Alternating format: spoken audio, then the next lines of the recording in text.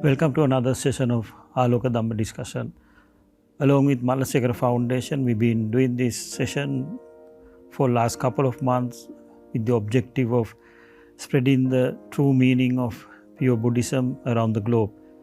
As always, today also we have in our studio Venerable Sri Lanka Kalandasana Thero. I welcome with great gratitude on behalf of the Jaya TV network to our studio. So as always, we've been discussing about issues which matters to leaders and which matters to general public. So today I would like to take a different topic, the speech. As a leader, we must have an impressive style of speech. For that, the tone of the voice as well as the accuracy and depth of the words which we are talking and expressing are very important. Moreover, there should be a variety of meaningful vocabulary and the language in the message which we are trying to communicate. Venerable Kalanadasana Thero, so what are the examples we have in Buddhism about the importance of this attractiveness of speech? With respect to Venerable Mahasangha, Mr. Karagala, and dear devotees, Lord Buddha showed us how important it is to have attractive speech. It is also stated what kind of speech is considered attractive as well. The Blessed One preached, Yasa Vacha Nela Kannasuka Pemaniya Hadayangama Pori Bahujana Kanta Bahujana Manapa Tata Ruping Vachang Basita Ahosi. The meaning of this phrase is, if there are words that are melodious, that people like to hear, that can be felt by the heart and that are attractive to people, then these are the words that you need to use when speaking. Dear devotees, an excellent example for the importance of attractive speech can be found in the Jataka Pali as Nandi Vishala Jataka story. In one of the Mahabodhisattva's past lives, he was born as an ox. His owner treated him like a member of his family and always fed him the best rice. As a result, the Bodhisattva grew up exceptionally strong and completely loyal. He appreciated being so well cared for and one day devised a plan to show his gratitude. He told his owner to find someone who wagered 1,000 coins that his ox could pull 100 loaded carts. A wealthy merchant accepted the bet, and the owner loaded the carts with sand and stones and harnessed up the Bodhisattva at the front. But after treating the Bodhisattva nice his whole life, because of his greed, the owner pulled out his gourd stick and shouted, "Go, you rascal! Pull them, you rascal!"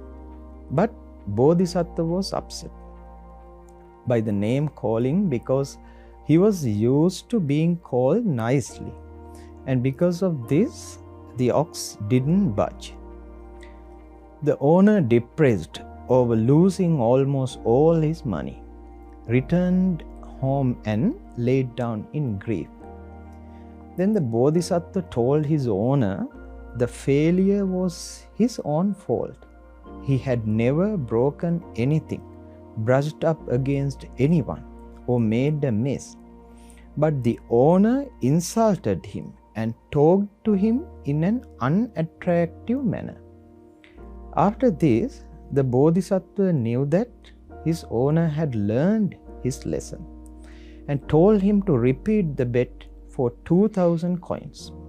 When the day for the bet arrived and everything was ready, unlike last time, This time the owner stroked the ox back and called out, "Go, my fine fellow, pull them, my fine fellow." They are happy with being talked kindly.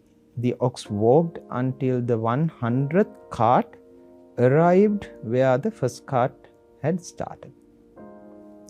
Not only did the owner receive his 2,000 coins, which was previously agreed upon, but many people who had come to watch the event was very impressed and gave him money as well. Because of this, he became very wealthy. So, dear devotees, in the lifetime of the Buddha, a group of monks had the bad habit of taunting and insulting other disciples when there was a point of disagreement. When the Buddha heard about this, he rebuked them and told this story to show that speaking with kindness and having attractive speech was more beneficial than using harsh words. So from this story, you should understand how important is that attractive and kind speech. It doesn't only affect humans but animals as well. Everyone likes to hear kind and attractive words. Sometimes, instead of shouting and forcing others to do something, talking to them kindly will solve your problems, especially in a working environment. When everyone uses kind and attractive words, the workplace will become peaceful and harmonious, which means that everyone can work without distractions. And because of this, you and your business will become successful. Dear devotees, not only for your mundane life, but also for your spiritual life, having kind and attractive speech is important. Because when we only say good things, we generate merits and we prevent demerits from occurring. This will make it easy for us to meditate and eventually achieve Nibbana. So Venerable Kalandasana Thero explained about the benefit and the advantages of talking to somebody in a nice language. I would like to add a quote which is one of my favorite quote by great Nelson Mandela. I quote, he said once, if you talk to somebody in a language he understands, it goes to his head. But if you talk to somebody in his language, it goes to his heart. So, he unquote. So start talking to your team in their own language. Attractive speech as a leader would create a pleasant environment around you. When you create such an environment, your team will be willing to come and talk to you, and they'll be open to talk their matters, and they'll come and probably give you suggestions to improve your team and the organization. When you create such an environment around you, you will end up creating a happy environment and a team. So making an happy environment and a team will not be possible if you don't have an attractive speech and kind words. So I'll go into a different topic. As a leader, you should develop an exemplary character. Developing an exemplary character is not easy. Having a patience is one of the key ingredients in doing that.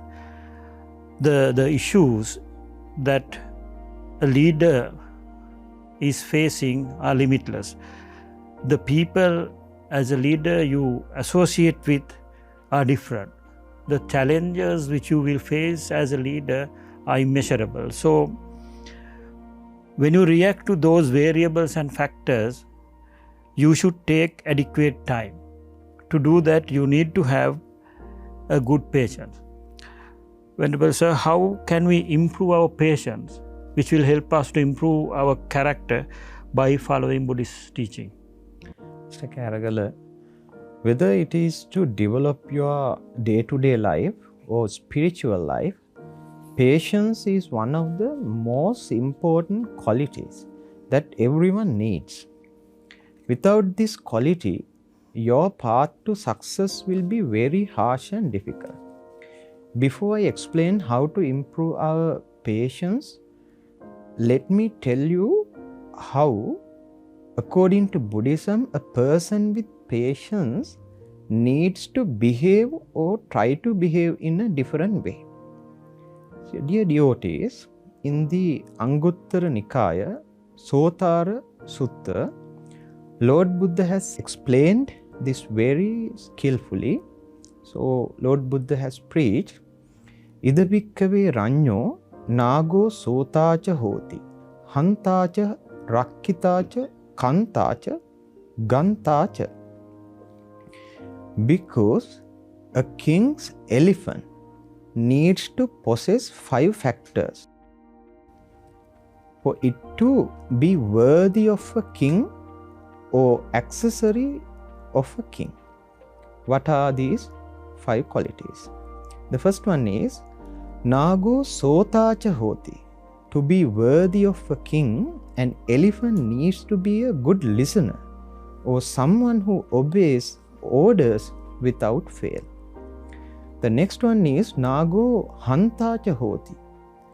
He needs to be someone who can destroy, or in other words, it needs to have exceptional physical strength. Nago rakkitacha hoti. The third one is it needs to be able to guard or protect the king from the enemy's attacks. Next one is Nago kantacha hoti. What is important to our topic today is this, and that is it needs to be able to patiently endure from the attackers. The last one is Nago gantacha hoti. It needs to go where the king tells it to go, whether it has to be there before or not.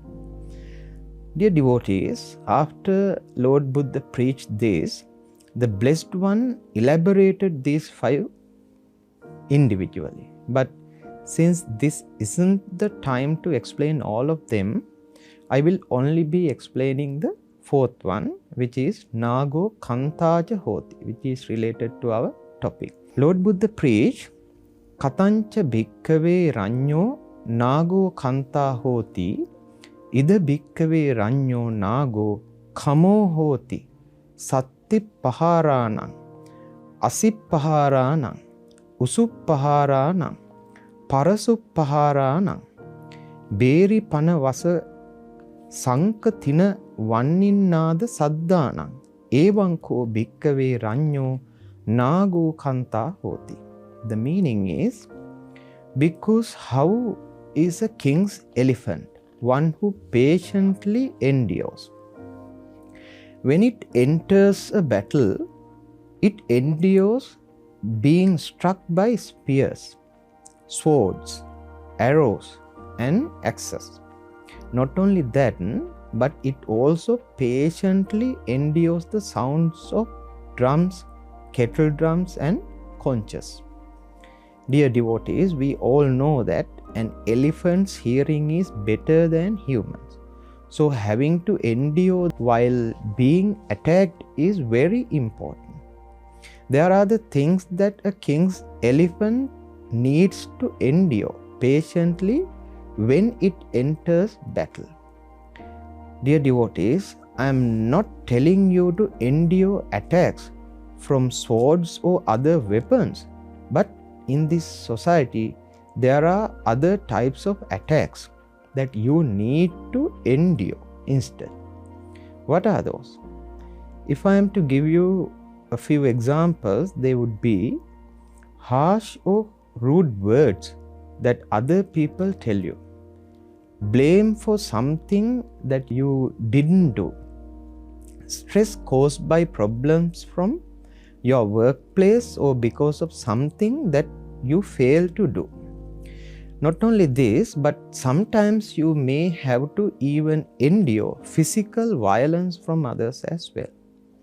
If someone is unable to tolerate this, for example, if someone is unable to endure stress, then they will sometime even commit suicide.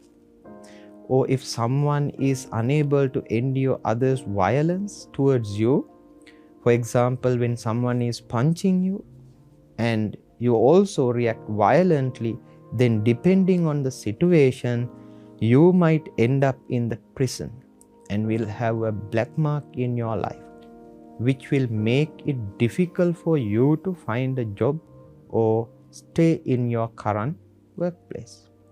Mr. Karagala, these are some of the things that a person needs to endure and some examples of negative impacts that can happen to the people if they do not have patience. So it's very clear about the importance and the negative impacts of not having patience. So can you, sir, give some more examples of the instances where we can find the practice of the patience from the Buddhist religion? Yes, Mr. Karagala, when someone makes us angry and when they pass a certain point, we say that you have exceeded my limit or something similar. So what we need to know is that everyone has their own personal limits that they can endure up to. And after that, their feelings explode, which leads them to do unwholesome actions. Now, dear devotees, let me ask you two questions. The first one is, how do we increase the limit of our patience? And what our limit should be, or in other words, up to what point should we endure to? I will answer the second question first, which is up to what point should we endure? There is a very famous Jataka story that almost every Buddhist has heard of, which is an excellent example for what our limit should be like. And that is the Kantivadi Jataka story, also known as Shantivadi Jataka, which is found in Khuddaka Nikaya Jataka Pali. Dear devotees, while the Blessed One was dwelling at Jetavana, due to a certain incident, the Lord Buddha asked a disciple, "Why are you showing anger when you were being shown your mistakes?" Wise men in the past, even though they suffered 1,000 stripes and had their hands, feet, ears and nose cut off, they showed no anger against another. After saying this, the Lord Buddha preached one of the stories of his past lives. Once upon a time, a king named Kalabu reigned at Benares. At that time, the Bodhisattva was born in a Brahmin family named Kundaka Kumara. On the death of his parents, looking at his pile of treasure, he thought, "My kinsmen who amassed this treasure are all gone without taking it with them. Now it is for me to own it and in my turn to depart." Then he carefully selected people who deserved it and gave all his wealth to them. And after that, he entered the Himalaya and became an ascetic. There he dwelt a long time, living on wild fruits. One day he descended the mountain to find salt and minerals. He gradually made his way to Benares. The next day he went for alms, Pindapata, till he came to the door of the commander-in-chief, and he, being pleased with the ascetic, brought him into the house and gave the food prepared for himself, the commander. And having gained the ascetic's consent, the commander got him to take up his abode in the royal park.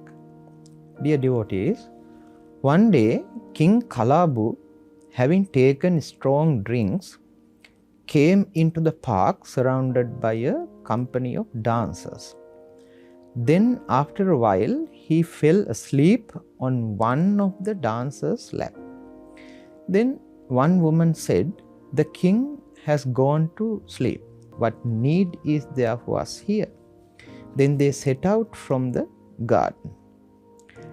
At this moment, the Bodhisattva was seated in this garden at the root of a sala tree. The women who were wandering about came upon him and sat down.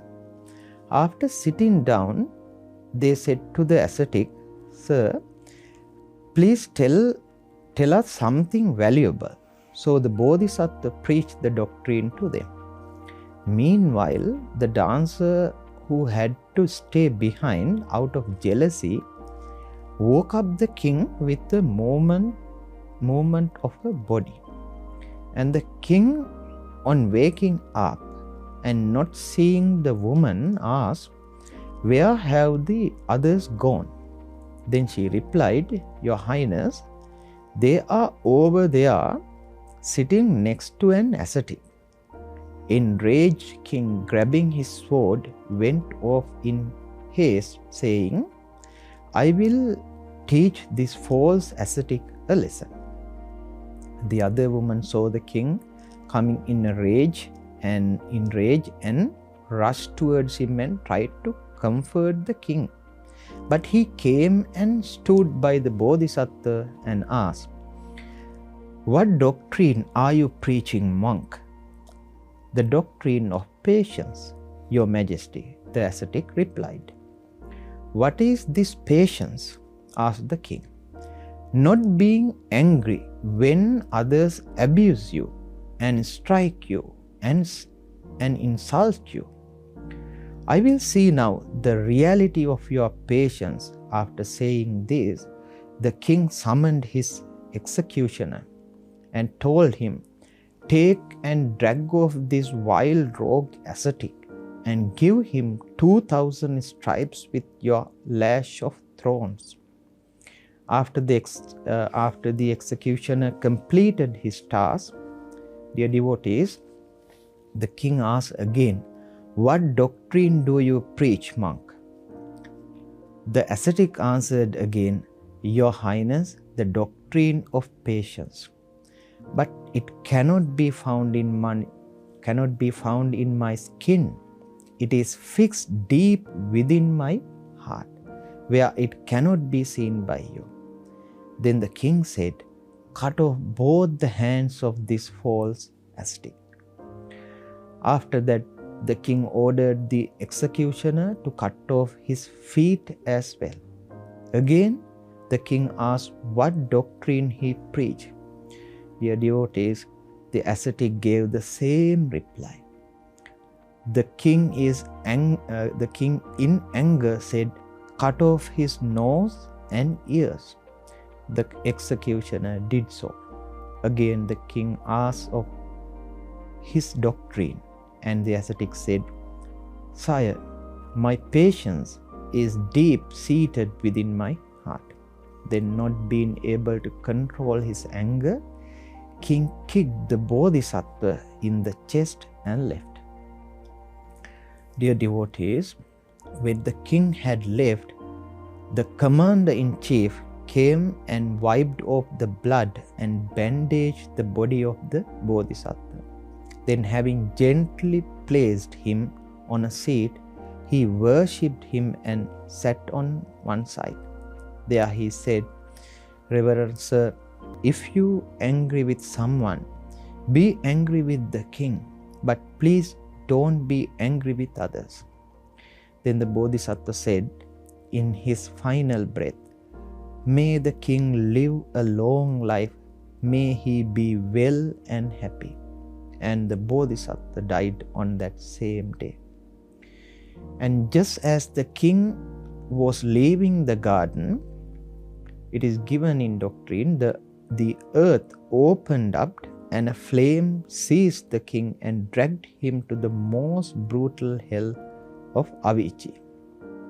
At the end of the story, the angry disciple attained fruition of the second path, Sakardagami, while many others attained the fruition of first path, stream enterer. Dear devotees, now we know to what level we need to develop our patience to. The answer to the second question can be found in this story as well.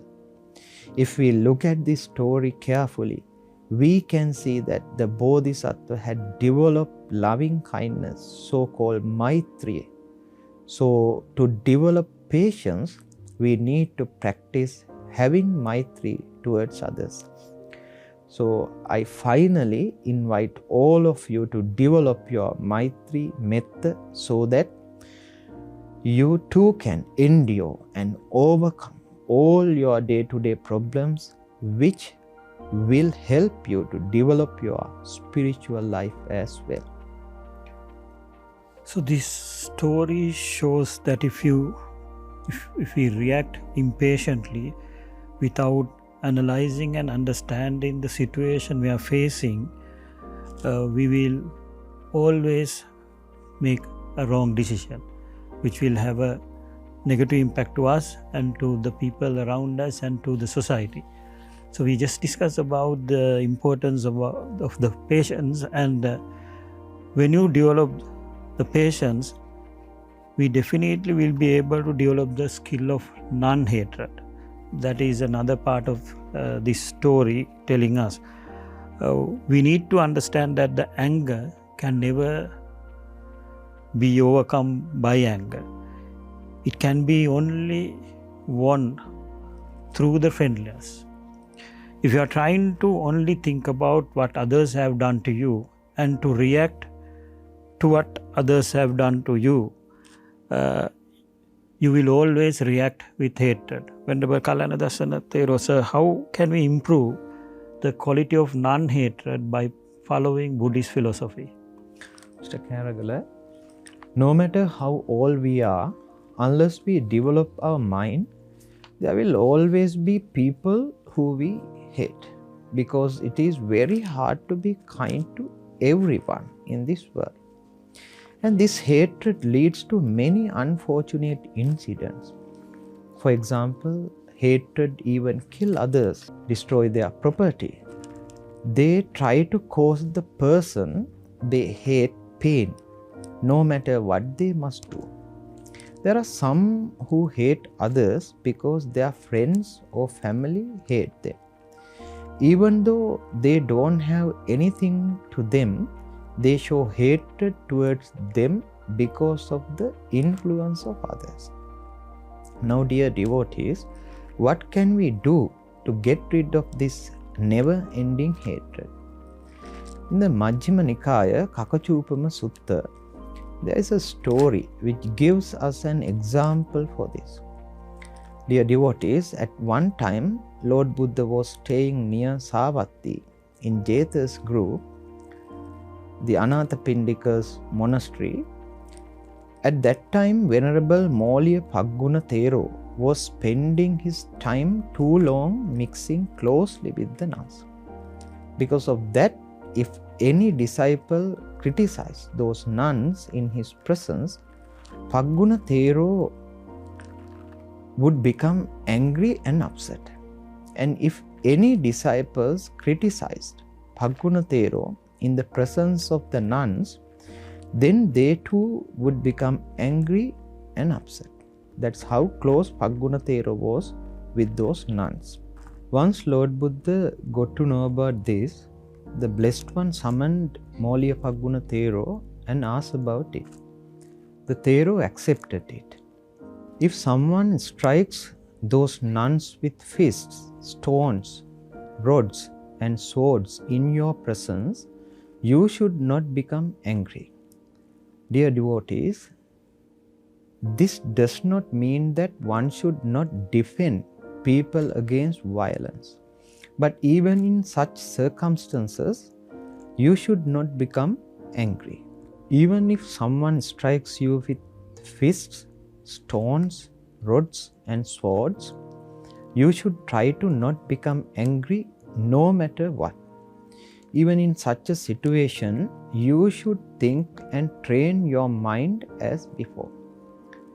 Dear devotees, what we understand from this is that no matter what other people do to you or someone close to you, being angry with them, hating them, and reacting with violence will never solve your problem.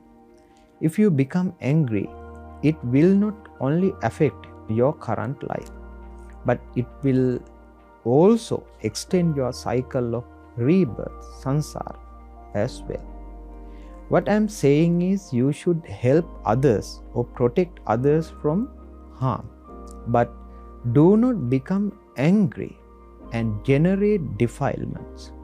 Instead, you should show the people who are trying to make you angry kindness and compassion, because no one hurts others for no reason.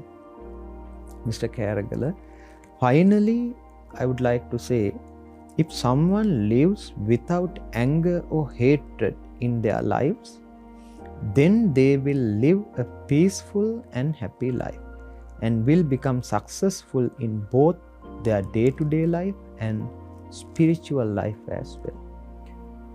So the reaction without a proper analysis or an understanding about the situation or what has happened is the main reason for creation of hatred within ourselves. So it is important to first take a step back and understand, then analyze the environment around you before making a judgment.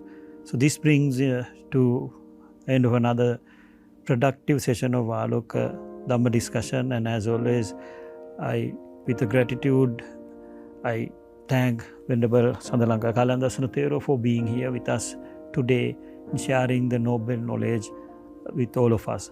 Thank you very much to all of you for joining us, and have a very good night and Terwan Saranai.